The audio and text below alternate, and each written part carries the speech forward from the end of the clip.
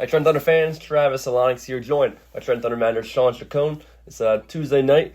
All-Star game tonight for Major League Baseball. Draft wrapped up yesterday ahead of second half of the draft league starting tomorrow night. Shawn, thanks for hopping on today. Talk about the draft and second half coming up. Appreciate it. Yeah, man. Thanks for having me. The break is here. Much to look forward to. Excited to see the game tonight, just to, see the young guys and stuff like that. But more importantly, the Thunder are set to start with an basically all-new club for the second half. So I'm excited. Yeah, very excited for that. We'll get to that in a little bit. First off, we'll go through the guys from Trenton Thunder been drafted and signed after the draft. So I'll kind of go through in order. It was, I have him listed here. Miguel Seaman got drafted in the fourth round by the Nationals. We'll touch on the flamethrower right-hander. Yeah, man. He's we knew from the first day we saw him when he stepped in that clubhouse in Trenton opening night for the first half that he was a guy. So he didn't disappoint. He was fun to watch. His dominance, man, obviously, the velocity is one thing, but the command of the strike zone, I think, set him apart, and I think that's why you saw him go in the fourth round. Yeah, then the guy from 2022, you were here first year, Mika Bucknam, drafted by the Nationals. If you remember back that far. Micah Bucknam, of course.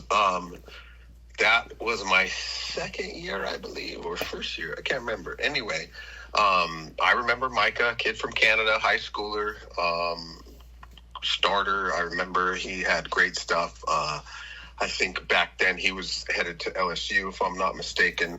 So I'm not sure if he got drafted or not. I don't really know much about how he did in college, but I will say this. When we saw him when he was 18, 19 years old, he had some stuff, and I can only imagine he's gotten stronger, bigger.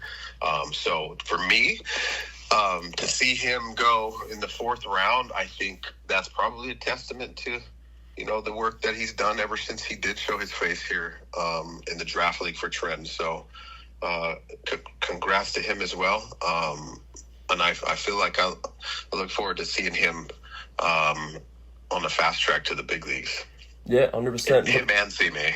Yeah, looking back now, he was drafted back then, 2022, in the 16th round by the Blue Jays. Turned it down to go to LSU, I believe, or Louisiana. Yeah, that's one of those guys that he made the right decision. And fortunately for him, he was able to stay healthy through that period of time and pitch. And he definitely, increased his obviously his value. So, like I said, I think those few years of experience in school, it probably is going to lead to a very small learning curve for him in Pro Bowl. Yes, sir. Then moving forward to left-handed pitcher Joe Arriola. Diamondbacks drafted him. A couple starts for you guys. Wake Forest. Yeah, Joe was nasty, man. And his very first start, man, his curveball, he had a big league curveball, and his pitch ability is tremendously high, too, and that's a credit to the Wake Forest program. They've, in the past have, showed that they can develop pitchers and pitchers that can transition into, pro ball very easily. So it was, nice to see him come out, especially after that last start was cut a little short. Yeah. But again, another quality arm that, we got to see go. Yes, sir. Moving forward to right-handed pitcher Bryson Dudley. Texas guy, a couple games for you guys. Got drafted by the Royals. Yeah, Bryson Dudley, another guy who came in a little bit later, but immediately you noticed that his stuff was different. So just the spin rate, his breaking ball and fastball, that's what you call a metric guy's dream, because his stuff, was pretty lights out. His last start in particularly, I think, bases loaded maybe or something, and then ended up striking out the side to get out of it with a dominant fastball. So, again, another guy that I think, will have a lot of success in the big leagues, and obviously being drafted, that high is that's kind of proof of that. Yeah, so, seventh round, pick 218 overall, Bryson Dudley. Moving on to right-handed pitcher Matthew Hoskins. The Royals drafted him as well. I didn't really recall him. I guess it was a short time. Yeah, we saw. So Hoskins was from Georgia, University of Georgia, and he came in late. He's a converted outfielder, if I'm not mistaken, to pitcher. So he didn't have a ton of innings this past season. But again, when you talk about data and metrics on a pitcher, you talk about spin rate on fastball and breaking balls, and he definitely checks out. So. And, for people that are kind of new to it, it means, their fastball is explosive and is spinning so fast that it may perceive to be a riding fastball or a riser or an explosive fastball, which doesn't lose velocity. So, a great arm there. He was only here with us for a second, but, obviously that doesn't matter. So yeah. I'm happy for him too. Yep, 15th round. Moving forward to Noah Edders, jumping ahead here, right-handed pitcher, drafted by the Cubs in the 15th round, Shore University. Really good for you guys. Yeah, Noah was awesome for us. He was one of our starters in the first half and led to a lot of our success. He pitched a lot in college, ended up shutting it down early in the first half of the season to rest. But he was another guy that we, definitely thought had a chance to get popped. Just the kind of person he was, every day, was in my opinion one of the brighter spots, for any player. So again, his talent was just, that was another thing. But what sets him apart was just his IQ, his ability to pitch and compete. And so again, I'm proud of him also. Yeah, it's awesome. Moving forward to infielder Logan Dawson, got drafted by his hometown team, the Phillies, in the 16th round. High school, local guy from New Jersey. Yeah, the kid, as we call him, man. Logan Dawson, he's one of my favorites. He's one of all our favorites. And talk about a kid who, we call him the kid, but, he's a young man. He turned 19 during the season, with us. And to begin, he was overmatched. Like, he was facing velocity that he'd never seen at the high school level.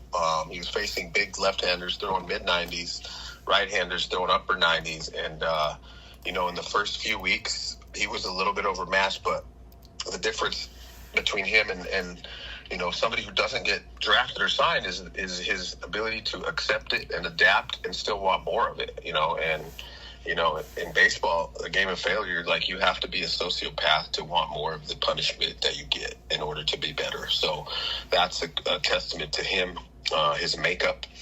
So we were, I'm not going to say I was surprised, but, more excited than anything to see him, get popped. And I'm sure he's pretty stoked about it being the hometown Phillies team. Yeah, absolutely. Moving ahead to right-handed pitcher Cooper McGrath, get drafted by the Giants in the 18th round. Cooper, big, tall right-hander. Yep. I mean, super tall. Again, there's a theme here with our pitchers. Their data and their metrics are, above average. So Cooper came in, I think his first outing, maybe in Williamsport, or I can't remember exactly, but I do remember him having a little bit of a rough one. And I always told guys coming in, don't worry about the first one, get it out of the way, and then, take what you can from it and move forward. And talk about a guy who took that literally. I mean, he, a grad student, out of eligibility, he took advantage of every single chance he got to pitch, and what he did was dominate. So to see him go was also, makes us proud as a staff. And, I think, again, that he has a chance to move quickly, with his stuff and his command of the strike zone.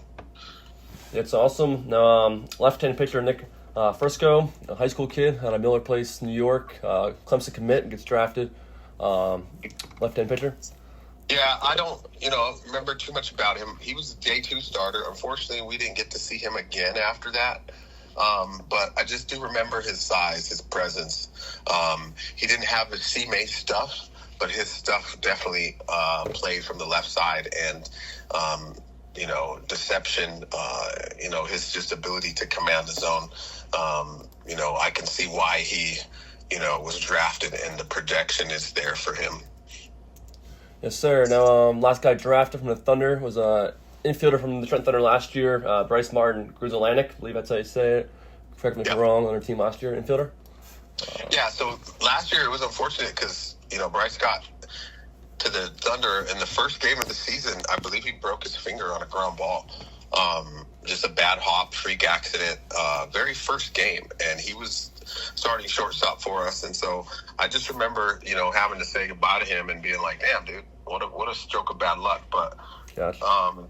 he stood with it, went back and played. I think he ended up getting drafted, but if I'm not mistaken, he got drafted around the same time again this year. So I didn't get a chance to see what he did this past spring and summer, but again, with him, his pedigree, with his dad, Mark Berzelonic, being a former big leaguer, I think he's got a pretty good chance. I remember one thing about Bryce is he was big, he was strong, he was athletic, man. That's for sure. Gotcha. Yeah, it's awesome. Best of luck to him. Moving forward to Aaron Graber, undrafted free agent. Did not get signed. Got an opportunity with the Los Angeles Angels. Got signed by them. Big time. So Graves, maybe a little bit of surprise that he didn't get popped or drafted in the first 20 rounds because of his power. The man has 70 power, which for grading purposes is the baseball scouting world, that means like he's got extreme power. So I was happy to hear, though, immediately the next day, today, he got signed by the Angels. Super proud of him. It's one of those guys that worked hard, wanted it so bad, but listen, you see a big league tool. He definitely has one, and power is his. Yeah. There was one more too. Yeah. What was it? Brown Zaborowski from 2024, Angels as well. Yeah. So Zabo, as we call him, he's a 2-season alumni of the Thunder. A little bit about Zabo is he's on the spectrum. He has autism, and it was a little challenging for him, as far as development goes and receiving coaching and stuff like that. But you got to say, the kid wanted to play so bad. He was in the portal, transfer schools. His tools, again, he's a big power hitting right-handed third baseman. I think he can play first as well. But that's one guy that you see sticking with it and time after time wanting to play pro ball and, not getting his name called, not getting signed as an undrafted free agent. And so to hear that from a guy we had 2 seasons ago that was a pleasant surprise today. Yeah, that's awesome. Awesome story there. Last guy for now is infielder Harry Genth, signed with the Twins today. More on Harry Genth here. Getting him signed. Oh, Harry, dude, one of the favorites again. And when I talk about this team that we had in the first half, they're all favorites, dude. Like, everybody was so dope, man. This was a special group of dudes as far as just how they got along, how we all got along, the camaraderie. And Harry was definitely at the center of all that.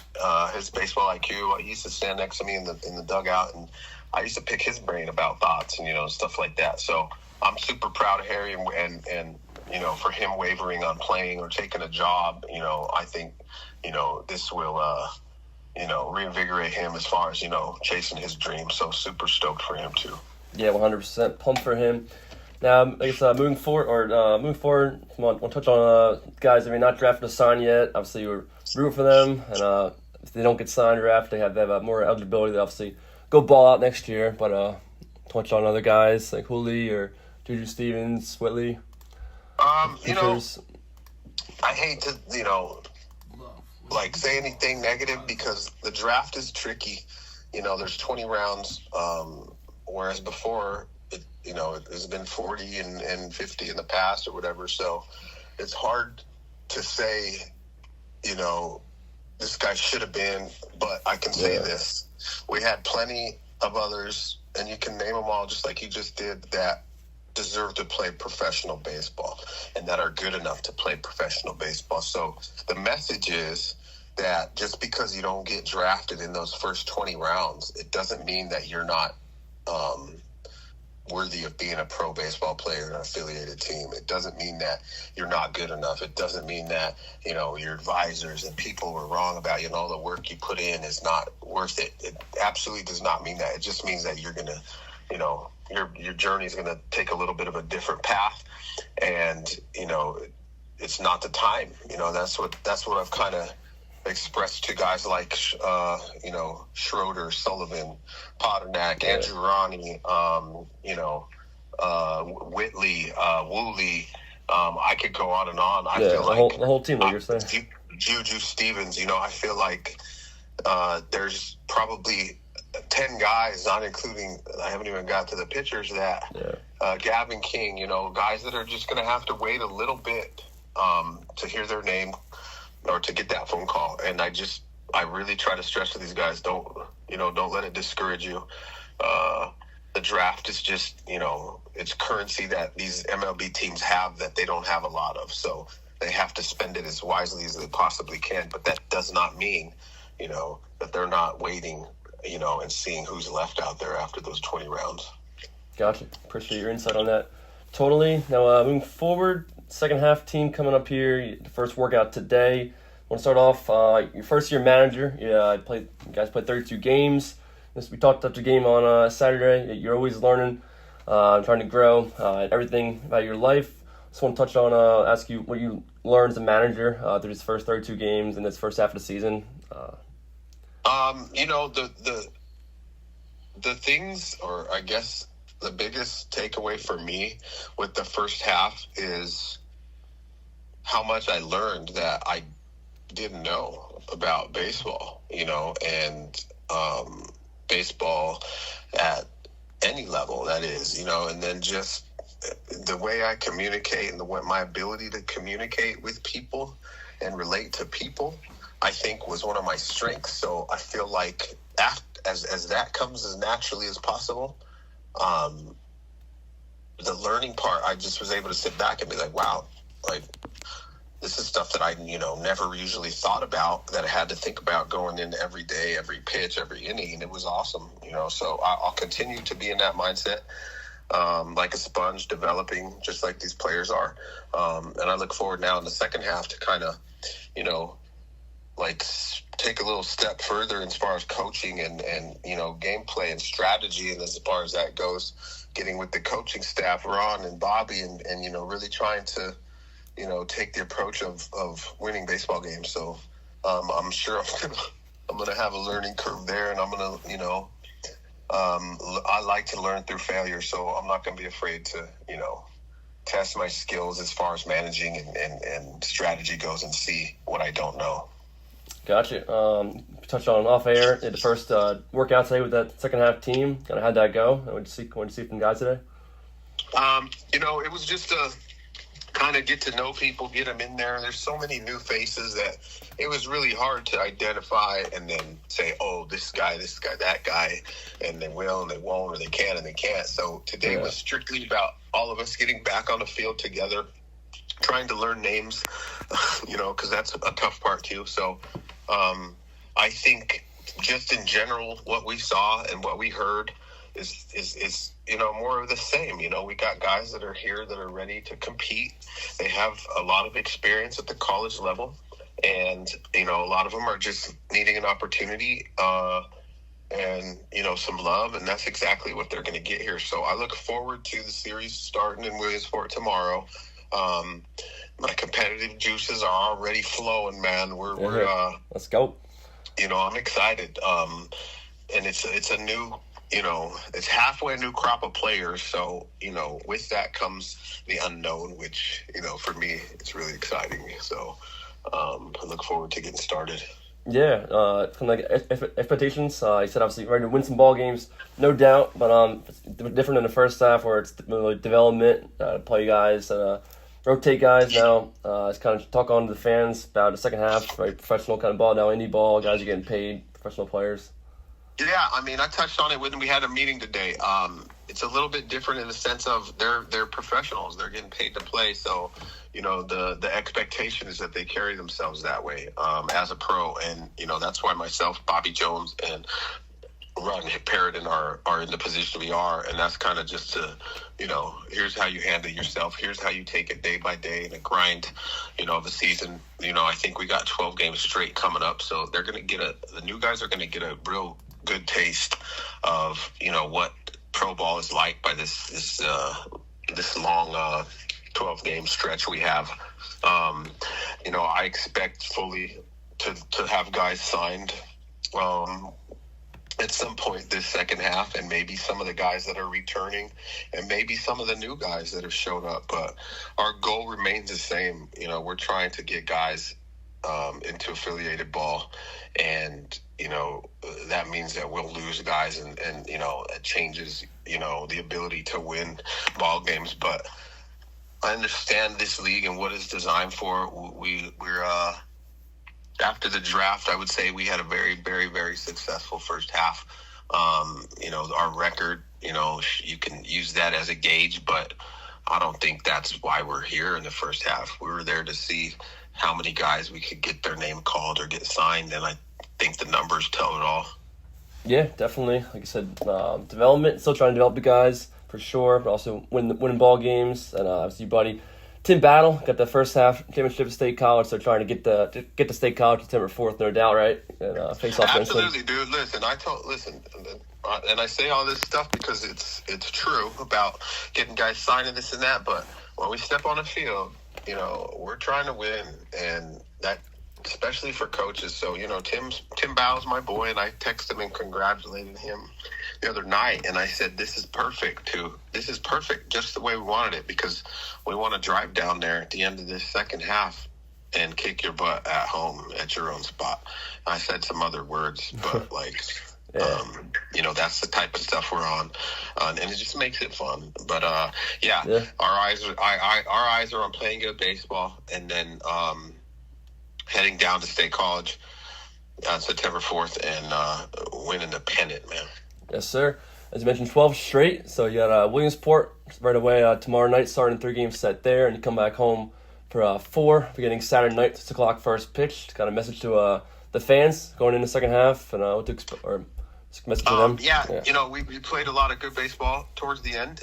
There were a couple of duds in there, but at this level, you kind of that's what you get. Not expected, but I believe, again, our ability to now get more involved with these guys as far as coaching and